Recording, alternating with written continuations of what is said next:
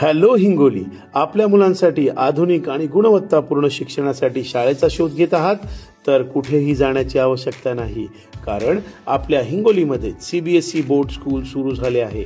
Nursery पासून 10वी पर्यंत कमी खर्चामध्ये सीबीएसई शिक्षण देणारी एकमेव शाळा welcome to Biyani international school. या स्कूलचा कॅम्पस 4 एकरच्या परिसरात आहे।